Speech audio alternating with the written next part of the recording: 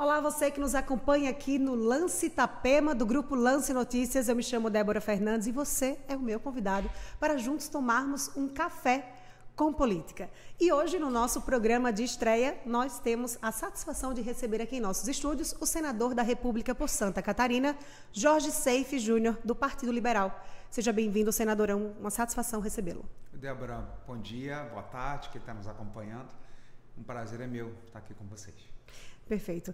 Senador, é a primeira vez que nós recebemos o senhor aqui nos nossos estúdios também, então vamos começar esse bate-papo, porque aqui é um café com política, então é para a gente conversar, é bem tranquilo, é um bate-papo para a gente falar desse assunto que é tão importante, né, para o nosso estado, para a nossa cidade, para o nosso país. E vamos começar falando então um pouquinho da sua trajetória, porque você não nasceu em berço político, né, que eu sei. Então, fala um pouquinho de como é que você entrou na vida pública, para que as pessoas que estão nos acompanhando possam conhecer também. Olha, Débora, para quem acredita em Deus, eu acredito muito, para mim essa história toda foi assim uma conspiração, uma vontade de Deus para mim, porque meu pai, desde que eu nasci, trabalhava com pesca, com compra e venda de pescados, lá no Rio de Janeiro ainda. Meu pai saiu do exército e começou a comprar e vender pescados dos pescadores, ele comprava e revendia.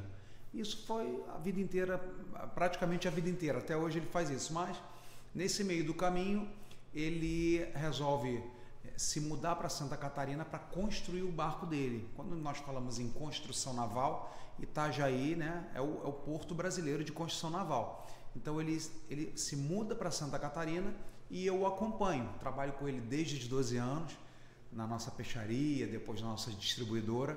Então, ele vem em 94 para Santa Catarina, eu venho em seguida e construímos hoje. A empresa está lá em Itajaí, está tocando até hoje, temos barcos de pesca, temos fábrica de gelo, temos uma estrutura muito bonita.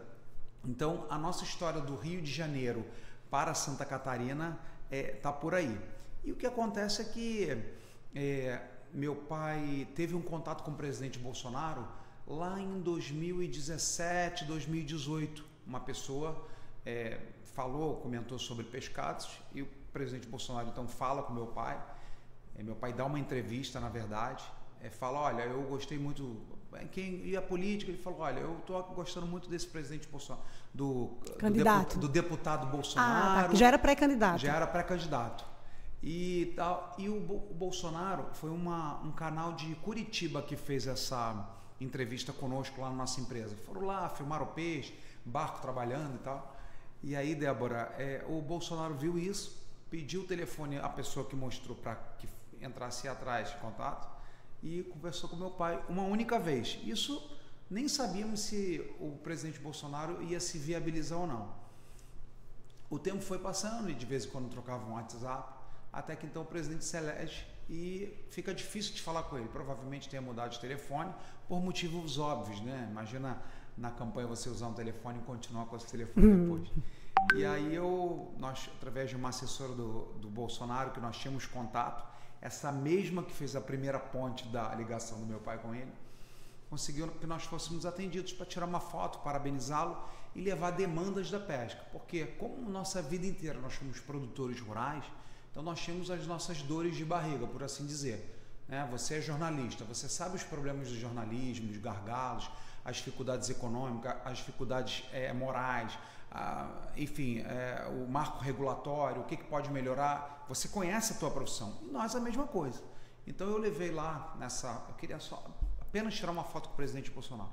E aí eu levei lá uma lista e ficamos durante 4 horas. Ele nos atendeu, que para mim, imagina um peixeiro de Itajaí ser atendido por um presidente recém-eleito. Você sabe que homens são ruins com data. Seu maridão, não sei se é bom ou ruim com data. Eu sou muito ruim, mas essa data me marcou. Dia 17 de novembro de 2018, o presidente Bolsonaro me recebe na casa dele no Rio de Janeiro e eu entro como... Sem pretensão nenhuma? Sem pretensão nenhuma, zero. Eu só queria que ele olhasse pela pesca. Sim. Veja, para quem está nos acompanhando aí, o Brasil é o maior exportador de suínos, aves e bovinos, ou seja, quando se fala de proteína animal, o Brasil, porque o ranking é anual, mas normalmente o Brasil é primeiro lugar. Nós somos os maiores exportadores de proteínas animais e de ovos do mundo. Nós temos uma costa de 8.500 quilômetros só de costa, só de mar, fora rios, hidrelétricas. Então nós temos uma potencialidade para pesca e aquicultura gigante. E não me entra na cabeça, não sei se você se conforma, mas eu não me conformo, que nós praticamente 60% do que nós consumimos de peixe vem de fora. Então, para mim, assim, é uma conta que não fecha mesmo. Não fecha. Mas por que isso? Porque o agronegócio foi bem gerido e a pesca e a aquicultura sempre foi marginalizada, sempre foi usada apenas politicamente. E eu falei tudo isso com o presidente Bolsonaro. Falei, presidente, se mexer aqui, aqui, aqui, e fui falando para ele, e ele foi me fazendo uma espécie de sabatina, Débora. Ele me perguntava, o que você vai fazer sobre isso? Presidente, eu vejo que é assim. E os terminais pesqueiros? Olha, presidente, a gente tem que privatizar isso, fazer uma parceria público-privada, são diversos terminais que o governo tem que nenhum funciona. E começamos a bater um bate-papo. Depois de 4 horas, com a primeira dama do Brasil. Ele não tinha tomado posse, mas já tinha sido eleito, né? Servindo café numa simplicidade que é inacreditável no meio político. Você conhece o meio político, você morou em Brasília. Normalmente políticos são arrogantes, prepotentes. O cara se elege e pensa que ele vira o rei do país. Enfim, eles são, não todos, mas muitos têm essa pompa, essa circunstância, essa formalidade. E o Bolsonaro, naquela simplicidade, né, nos atendeu ali. E eu entrei então na casa dele como um eleitor, um fã, um torcedor, que o governo dele desse muito certo, e também uma pessoa que foi reivindicar questões para o setor pesqueiro e sair dali nada mais, nada menos que ministro da Pesca do Brasil. O cargo foi extinto de ministro, então eu fui secretário nacional de pesca, a maior autoridade de pesca no Brasil, nessa visita com o presidente Bolsonaro. Foi um negócio assim, inacreditável, fantástico. Você conhece meio político e sabe que não é assim que se decidem cargos, especialmente de primeiro escalão. E foi um cargo extremamente técnico, né? Falando agora um pouquinho dessa tua participação como secretário nacional de pesca, eu queria que o senhor falasse um pouquinho para a gente como foi mudar, né, da vida privada para a vida pública, da vida política, ter esse cargo político, esse cargo público, em que você tem que tomar decisões, né, políticas ali muitas vezes, né? E a gente entra num desafio. Como é que foi essa mudança de mundo para você? Olha, primeiro que minha família teve muita resistência. A minha esposa foi a que mais me encorajou, mas meu pai tinha muito medo de nossa história, por algum motivo, ser manchada pela política. Porque até então, e nós estamos vivendo hoje uma mudança, Débora, mas até então, política tinha a ver com corrupção, estava nas páginas policiais, roubo, desvio, corrupção. Então isso era uma coisa que preocupava muito meu pai. Primeiro porque eu sou o filho mais velho. Minhas 2 outras irmãs uma faz medicina e outra é servidora da Petrobras. Então nem gosto de cheiro de peixe, né? Então eu era o braço direito e esquerdo do meu velho e já tocava a empresa com ele. Então imagina perder seu braço direito, seu herdeiro, digamos, para o mundo da política. Então isso foi uma grande preocupação do meu pai, com muita resistência. Mas o presidente Bolsonaro falou, olha, se você quer uma pesca diferente, eu não tenho ninguém para o cargo. Eu preciso de alguém que entenda para me ajudar a resolver. Senão a gente vai colocar lá mais um que vai ocupar, servir de cabide e tal. Então foi uma mudança muito drástica. E na nossa empresa, e você sabe disso, a gente faz o que quer. Quer mudar essa câmera de posição, quer mudar o microfone de preto para branco, é seu. No governo, não. Tudo é regra, regimento, decreto, é prazo, Ministério Público, demanda, medida judicial, consultoria jurídica, nota técnica, debate, auditoria, universidade, comitê. É uma loucura. Os meandros da política, eles, primeiro, que nós queremos resolver num estalo de dedos, né?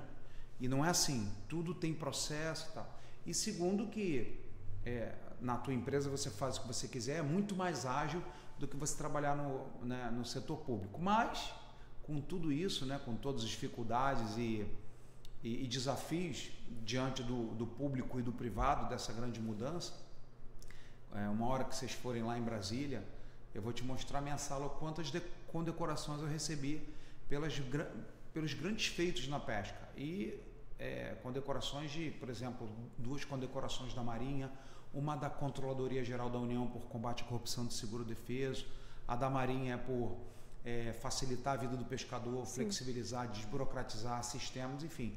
Foi assim uma gestão muito meritosa.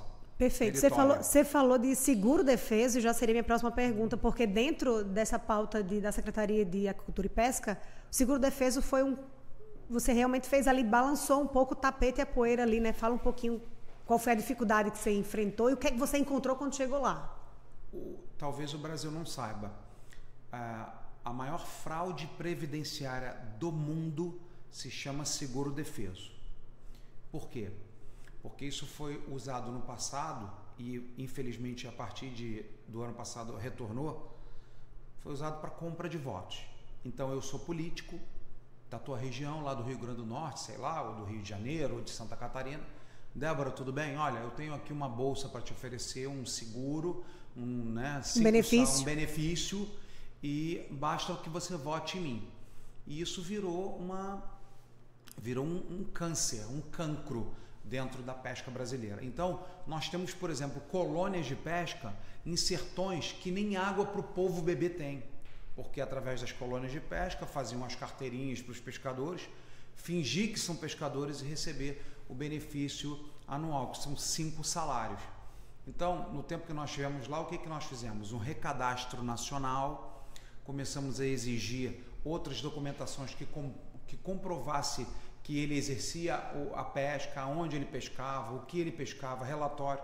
E isso aí me rendeu 3 ameaças de morte, né?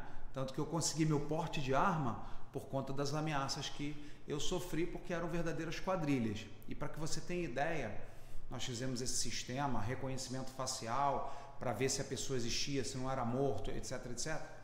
E no que a gente conseguiu economizar até o fim da minha gestão, em março de 22, foi mais de R$1 bilhão por ano para o Brasil e para os brasileiros, justamente porque nós achamos muitas pessoas que tinham cargos públicos e recebiam seguro-defeso, pescavam em áreas que não tinha mar nem rio, recebiam seguro-defeso, pessoas que eram falecidas que recebiam seguro-defeso, ou seja, alguém recebia por elas, era realmente um esquema criminoso contra o Brasil e contra os brasileiros. Então foi uma grande força-tarefa. Uma grande força-tarefa. Perfeito. Para a gente encerrar essa sua participação como secretário, qual é o principal gargalo enfrentado hoje pelo setor de pesca? Olha, estatística pesqueira, porque o meio ambiente no mundo inteiro, não é só no Brasil, tem ganhado um protagonismo gigante. Eu acho que está correto, nós precisamos cuidar do mundo, mas muitas vezes são tomados por pessoas que são radicais ambientais. Então hoje eu falo assim, Débora, não pode mais acender a luz aqui, porque senão a mosquinha do olho verde vai acabar, mas eu preciso desse negócio para alguma coisa, eu preciso de tal peixe, eu não tenho estatística, e eles fazem proibição sem bases de pesca atualizadas. E isso aí está cada vez mais, não só na pesca, em vários setores do agronegócio, por exemplo, está impactando muito. Então nós precisamos com urgência de um sistema de estatística pesqueira que eu, em 4 anos lá na secretaria, não consegui implementar por falta de recursos. O governo Bolsonaro foi o primeiro com teto de gastos, então eu precisava fazer muito mais coisas e não pude fazer por falta de recursos. Mas eu creio que em breve alguma pessoa aí da direita com consciência estará na presidência de novo e nós vamos auxiliar, né, quem estiver sentado lá na cadeira de ministro ou de secretário. Perfeito. Agora vamos falar um pouquinho da sua vida já como senador. O senhor foi eleito com 1.484.110 votos aqui em Santa Catarina, numa primeira eleição. Não foi vereador, não foi deputado, não foi prefeito, não foi direto, nada mais senador, já com esse, né, número bastante expressivo. Aqui em Itapema, mais de 19 mil votos, 19.700 e poucos votos, né? Então, foi uma votação bastante significativa e se cobra muito, né, do seu posicionamento, porque o Estado de Santa Catarina se alinha muito com o teu perfil, né, com o teu perfil político. Pelo menos 75% de Santa Catarina. Então, o que é que te cobram mais? Quando você sentou na cadeira de senador, assim, qual foi a maior responsabilidade que você teve? Cara, isso aqui é o que vai me pesar durante 8 anos. Antes de te responder isso, eu quero te contar uma curiosidade. Eu fui muito resistente para aceitar isso. O presidente Bolsonaro, quando falou, olha, ele me ligou, eu estava em casa, era um domingo, eu morava em Brasília na ocasião. E ele falou, Seif, me liga. Ele normalmente não me liga, ele me manda mensagem de texto no WhatsApp ou de áudio, né? E nesse dia, num domingo de tarde, ele me liga. Seif, tá onde? Tô em casa, presidente. Tá, mas em casa onde? Santa Catarina ou Brasília? Tô em Brasília.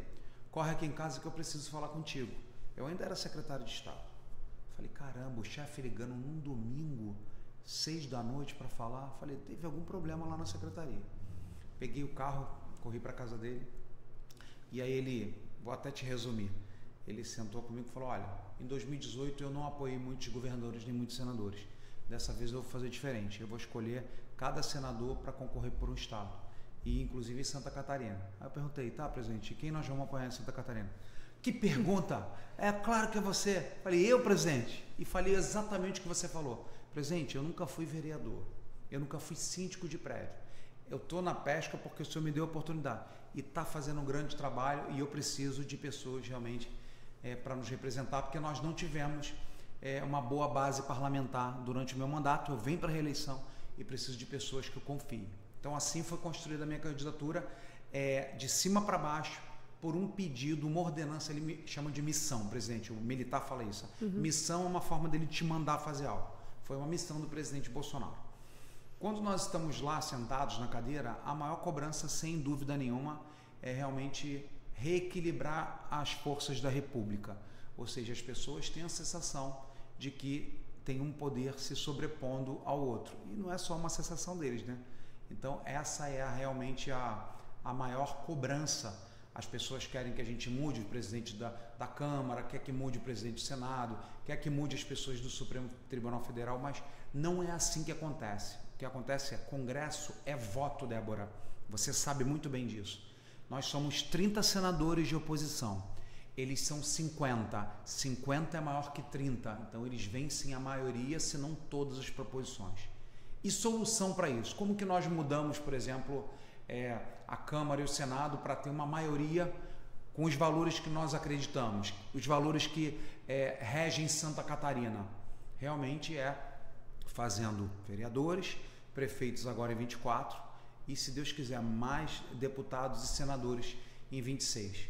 Se nós já temos 30 hoje, Débora, para ter um mundo ideal e começar a determinar as pautas, ou seja, colocar para votar o que é importante, conforme nós acreditamos, nós precisamos de maioria no Senado. Só para você ter ideia, se hoje 81 senadores assinam um projeto de lei, que seja importantíssimo para o Brasil, vamos dizer o voto auditável contabilizado, né?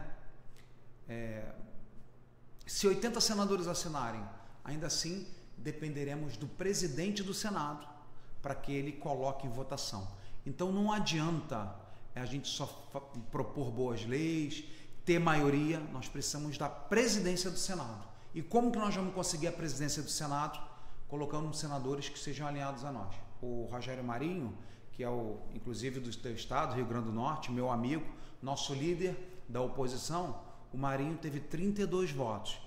Nós precisaríamos de 41 para que ele fosse eleito presidente. Então faltam poucos senadores para nós então começarmos a determinar as pautas que nós queremos enquanto direita, enquanto conservadores, enquanto pessoas que têm na sua cultura, né, valores judaico-cristãs, como a maioria de Santa Catarina. Agora, falando de uma votação que aconteceu na semana passada, mais recente, teve a votação da PEC do porte e da posse de drogas. PEC 45. PEC 45, exatamente. E aí teve essa vitória aí na CCJ por parte da oposição do governo, né? Conta um pouco como é que foi essa discussão, como é que é acalorada, né, essa discussão do porte e da posse de droga, que para a maioria da população aqui do nosso estado se posiciona contra, né, mas tem um grupo ainda que é bem a favor disso. Na verdade, é um tema que já foi discutido, Débora, 5 vezes pelo parlamento. 5 vezes. E as 5 vezes o parlamento inteiro, Câmara e Senado, disseram não. Então, mesmo, não só para Santa Catarina, mesmo as pessoas que são mais alinhadas com o progressismo, 80% a 90% dos brasileiros são contra qualquer tipo de flexibilização, liberação, descriminalização de drogas. Então, não foi uma batalha. Tivemos lá 3 votos contrários, mas a grande maioria votou a favor. E veja, Mas isso foi na CCJ? Foi na CCJ e vai se repetir no plenário. Eu não tenho a menor dúvida. O deputado e o senador, mesmo que ele seja um pouco mais progressista, ou seja, petista raiz ou pessoalista, ele respeita muito a base e os estados. E não tem um estado brasileiro, pode ter, claro, uma parcela da população quer, mas a grande maioria não quer.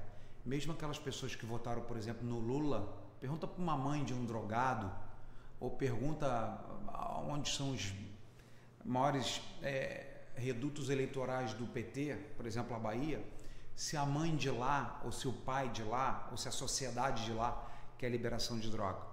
Então eu creio que, apesar de acalorada, temos algumas posições contrárias, né, alguns pontos específicos, eu não creio que nós vencemos na CCJ e vamos vencer no plenário com toda certeza. Agora vamos falar sobre liberdade de expressão. O senhor apresentou um projeto da inviolabilidade, né? Fala um pouquinho de o que o senhor pensou, por que o senhor fez essa proposta? Na verdade, o Jorge Seife do Instagram, do YouTube, a Débora do Instagram, do Lance, a tua personalidade digital, a tua vida digital é dentro da internet. E o que nós vemos é uma fragilidade. Hoje nós vemos, por exemplo, o judiciário cancelando contas, derrubando contas, destruindo monetização.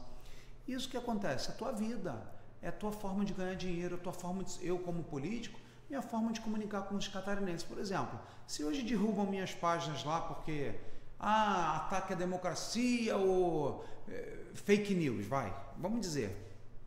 Como é que eu falo com a minha personalidade digital é morta, é enterrada, e as pessoas não vão ter mais acesso a mim. Não tem como pegar um microfone ou um megafone e rodar Santa Catarina para falar tudo que eu faço, tudo que eu fiz, ou meus objetivos.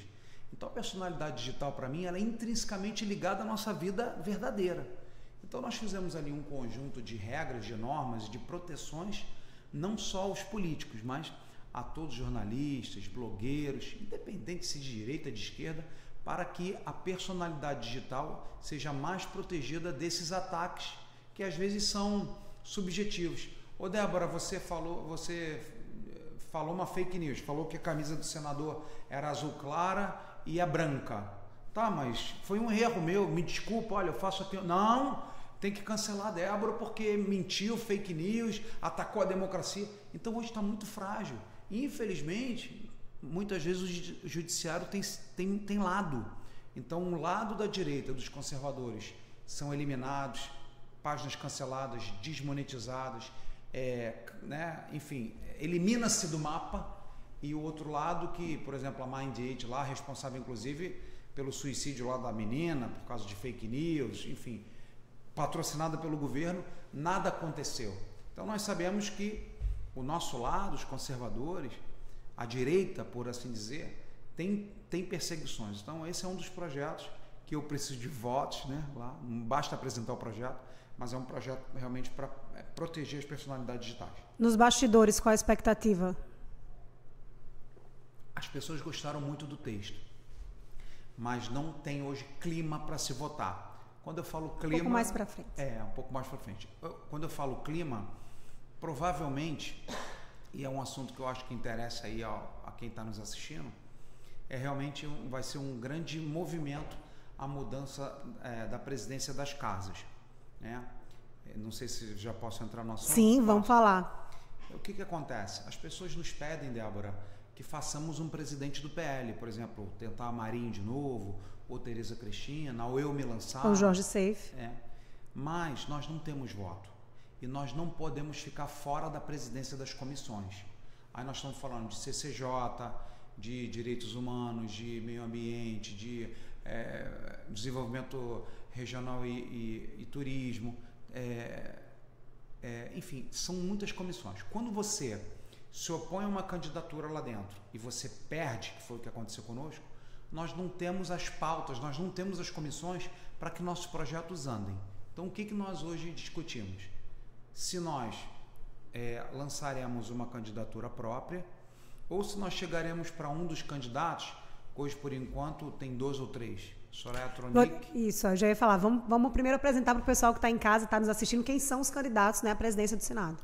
Hoje, né, Soraya Tronic, o Davi Alcolumbre e provavelmente o Renan Calheiros. Aí as pessoas em casa falam, poxa, mas esses aí não me representam. A gente sabe. No entanto, nós precisamos, para evoluir, por exemplo, no voto auditável, que é a coisa que a gente é mais cobrado. A gente precisa sentar com um dos 3 candidatos e falar assim, olha, o PL, a oposição, os 30 votos, 32 que nós tivemos lá, até voto em você, desde que seja colocado anistia para o povo de 8 de janeiro, voto auditável, prisão em segunda instância, estou te dando aqui diversos exemplos, tá? Fim do foro privilegiado. Então a gente colocar nossas exigências para que eles tenham o nosso apoio para se eleger o presidente do Senado, por exemplo. Então isso é uma das nossas estratégias. É cedo ainda, porque hoje nós contamos com 37 senadores de oposição para algumas matérias. Então, de 30 a 32, nós pulamos para 37. Quem sabe que até o final do ano nós não tenhamos 40, 41, 42 para lançar uma candidatura própria. Dependendo até da movimentação do governo federal, né? Que não anda bem, né? Como as pesquisas disseram esses dias. Perfeito. Agora vamos mudar totalmente de assunto. Vamos falar de eleições 2024 e eleições municipais. Tá. Acho que esse é o ponto alto da nossa conversa. Os itapemenses que estão nos assistindo estão ansiosos para um posicionamento do Partido Liberal aqui no nosso município. Como a gente conversou aqui nos bastidores, o PL é muito bem organizado, tem uma base, né, bolsonarista atuante que está aí na rua desde 2015, 2014, 2017, 2000, né? Enfim. Então já vem há um certo tempo militando, né? A direita conservadora vem militando aqui na cidade e na semana passada se surpreenderam com aquela foto safe, Xepa, Alexandre Xepa e o presidente Jair Bolsonaro. Nada contra o Alexandre Xepa, nós temos um respeito muito grande, inclusive ele será nosso entrevistado aqui no Café com Política, mas, querendo ou não, aquela foto deu uma balançada ali, a pessoa ficou um pouco alvoroçada. Então, senador, eu queria que o senhor falasse um pouquinho dessa situação das eleições e como o PL vai se comportar nas eleições de 2024. Na verdade, é assim, olha, o Jorginho Melo, nosso governador, foi muito sábio, Débora. Ele falou o seguinte, olha, tem pessoas que estão muito antigas no PL, tem pessoas que estão entrando agora, em tudo isso. E muitas vezes as pessoas querem ser candidato a prefeito, a vereador. Como que nós vamos fazer a melhor escolha? Nós precisamos ganhar prefeituras, nós precisamos olhar para 2026, nós precisamos mudar o Brasil. Ganhando prefeituras, fazendo boa gestão e fazendo mais candidatos estaduais, federais e senadores em 26.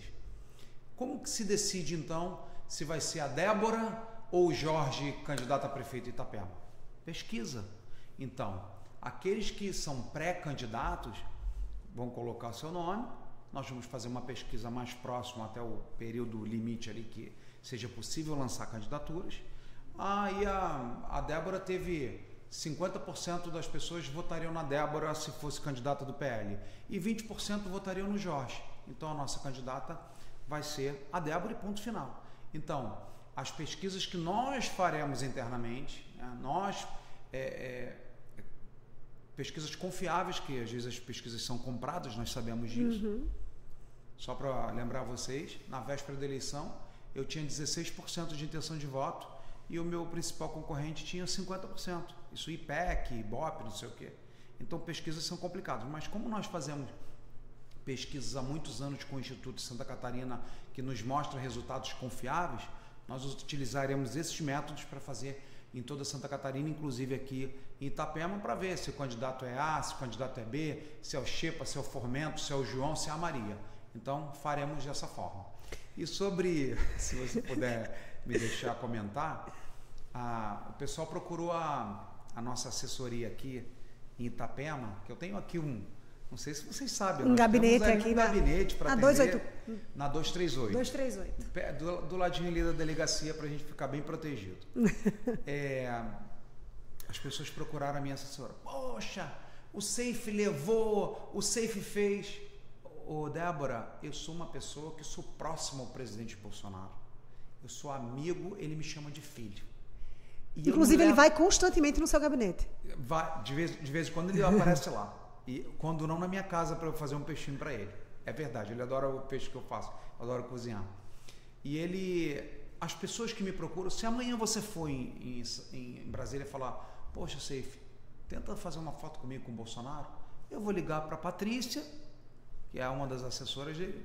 Dona Patrícia, tudo bem? Estou aqui com uma amiga nossa, uma repórter de Santa Catarina, de Itapema, que gostaria de tirar uma foto com o presidente Bolsonaro. É possível? Ó, Seif, hoje dá. Não, hoje ele está viajando. Ó, hoje ele não dá, está muito atolado. Então eu faço isso com todos. O pessoal reclamou com a minha assessoria, Débora, e nunca me visitaram nem no meu gabinete em Brasília. Então, eu deixo as portas para toda Santa Catarina. O gabinete do senador Jorge Seif é o gabinete dos catarinenses no Senado. E eu podendo, o presidente Bolsonaro podendo atender, certamente eu levo o Xepa, a Débora, a Joana, o Manel, quem quiser lá para o presidente tirar uma foto. Isso aí não é problema. Agora as pessoas não me procuram e reclamam que o Xepa teve a iniciativa de me procurar, de me visitar, de tirar foto com o Jorginho Mello, etc. Mas foi bom para a gente poder também esclarecer um pouco essa situação, porque aconteceu na semana passada, a gente até deu aqui em primeira mão pelo nosso lance Itapema, e realmente a gente teve um feedback, né, tanto de eleitores seus quanto de eleitores do Xepa. Enfim, foi uma foto, digamos assim, se não foi uma foto estratégica, se vocês não quiseram que fosse, mas acabou sendo uma foto bastante estratégica, deu uma balançada e afastou a sombra do petismo das costas do Xepa, que estava ali meio que fazendo uma sombra nas costas dele. Ele mandou para bem longe, fez foto com o Bolsonaro, fez foto com o Seif, fez foto com Damares e Nicolas, e ele conseguiu afastar um pouco dessa imagem do petismo, que estava ali assombrando um pouco ele. As pessoas têm... todo mundo, quando eu sou teu adversário político no PL e não quero que você seja meu concorrente, eu te rotulo de comunista, de petista, de progressista. Isso é no Brasil inteiro. Aquilo ali é petista. As pessoas podem não ter tido um posicionamento mais claro ou apoiado outro candidato, mas isso não me faz ser petista, enfim. Então... Está esclarecido. Conversamos bem ali com o Xepa. Eu acho que ele faz um trabalho social muito bonito, está sendo reconhecido na cidade por isso. As pessoas me abordam, me parabenizam pela foto, por ter recebido ele. Falei, olha, eu recebi o Xepa como eu recebo qualquer vereador, como eu já recebi diversos vereadores, diversos prefeitos de vários partidos, de vários municípios de Santa Catarina. Ele só teve a iniciativa de me visitar. E eu parabenizo por isso, né? E de assinar a ficha de filiação no gabinete. Aí é sensacional. Enfim, né? Então, mas foi estratégico, foi estratégico. Agora vamos mudar um pouco de assunto, senador, e vamos falar, para poder encerrar também a nossa entrevista aqui, sobre como é que o senhor tem recebido essa denúncia contra a tua campanha aqui a nível regional, né, Tribunal Regional Eleitoral. Foi unanimidade ao seu favor, mas agora nós tivemos um desdobramento diferente, né, no Ministério Público Eleitoral, e aí eu queria que o senhor falasse um pouco de como é que o senhor recebeu esse desdobramento contra o senhor. Bom, vamos lá. O nosso concorrente, o ex-governador, vergonhosamente quer ser senador sem ter tido voto, né? Nós tivemos quase 1 milhão de votos na frente dele, graças ao catarinense, graças a Deus e graças a Bolsonaro. Então ele perdeu na urna, denunciou nas minhas contas, né, nas minhas contas de campanha, as mesmas denúncias que ele fez depois, ele fez antes, perdeu de 7-0. Fez a nova denúncia, o Ministério Público não acatou, mas ele entrou por conta, perdeu de 7-0, com parecer do Ministério Público de Santa Catarina, pelo arquivamento da ação e por litigância de má-fé da parte dele, por não ter apresentado prova nenhuma. Então eu posso chegar aqui e falar assim, olha, eu vi a Débora roubando ali um bujão de gás. Aí faço uma denúncia. Tá, tem foto? Não. Tem vídeo? Não. Tem testemunha? Não. Tem alguma coisa? Não. Só estou falando porque eu sei. Então, são denúncias vazias. Quando você faz uma denúncia, você tem que provar. Mesmo assim, subiu para o TSE, né? E o Ministério Público de lá, 90% das vezes eles votam junto com o Estado. E, lógico, nos causou perplexidade. No entanto, a opinião do Ministério Público é apenas uma opinião. Não influencia a favor ou contra. Nós estamos vendo isso aí em diversas coisas. E eu confio plenamente, de que eu estou limpo, que eu não fiz nada de errado, que as provas estão robustas e que nós seremos absolvidos. E eu vou ganhar pela 4ª vez do nosso opositor. Ganhamos nas urnas, ganhamos na prestação de contas, Ganhamos aqui no julgamento no TRE no Estado e vamos ganhar no TSE e teremos, se Deus quiser, se Papai do Céu não me levar antes, teremos 7 anos para trabalhar por nossa Santa Catarina e pela minha querida e linda Itapema. Perfeito. Agora, para encerrar aqui a sua participação, senador, nosso programa de estreia do Café com Política, por que você escolheu Itapema para viver? Olha, Itapema está há muito tempo no meu radar. Eu morei mais de 10 anos em Itajaí, morei mais de 10 anos em Balneário Camboriú, mas eu sempre gostei de Itapema, porque eu tenho muitos amigos aqui e eu gosto. É uma cidade que é linda, cheia de vida, enfim, eu e minha esposa já gostamos muito daqui há muito tempo.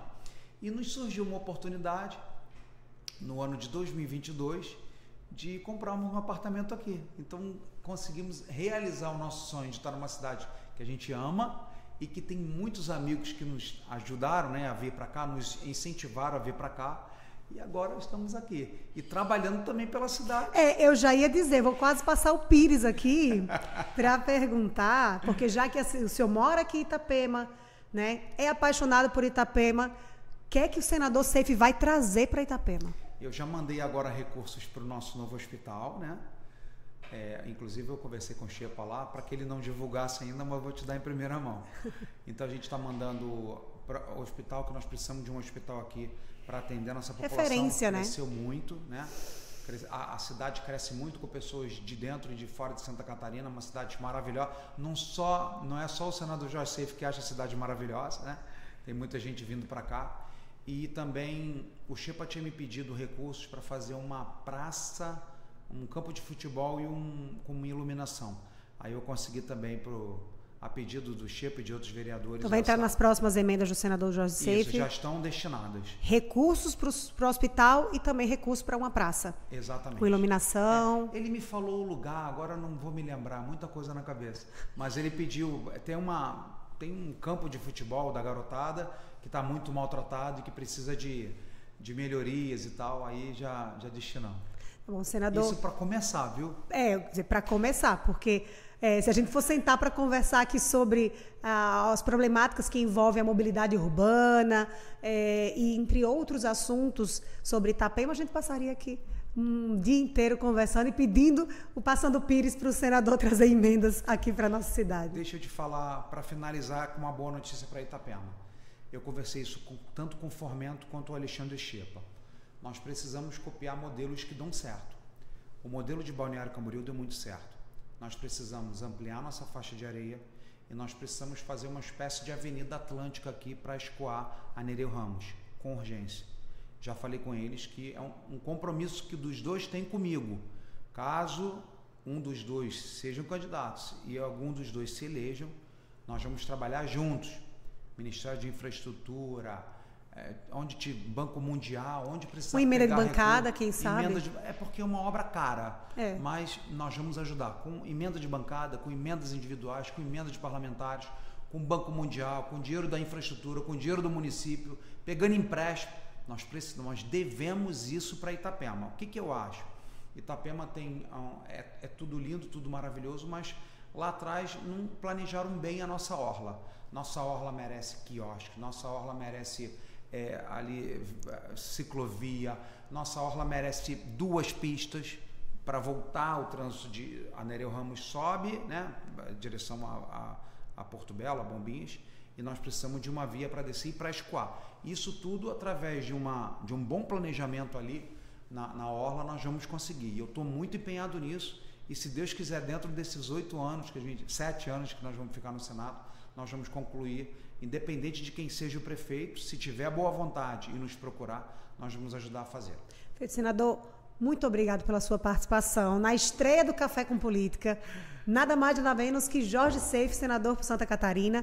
Foi um prazer tê-lo aqui conosco e espero que o senhor volte trazendo mais notícias boas aqui para a nossa bela cidade. Débora, quem agradece sou eu, a honra é minha. Parabéns pelo estúdio, pela equipe que nos atendeu aqui muito bem. Teu estúdio está lindo e quero voltar aqui muitas vezes podemos fazer debate, já me coloco à disposição, porque eu sou teu vizinho aqui. Exato, já que você mora aqui, já vem até a pé, toma um cafezinho com a gente e fala de política. Então, Deus abençoe, obrigado a todos vocês que nos acompanharam, nos prestigiaram e pela oportunidade do Lance de nos entrevistar. Muito obrigado. E você que nos acompanhou aqui no nosso programa de estreia do Café com Política, continue muito bem informado acessando www.lanceitapema.com.br.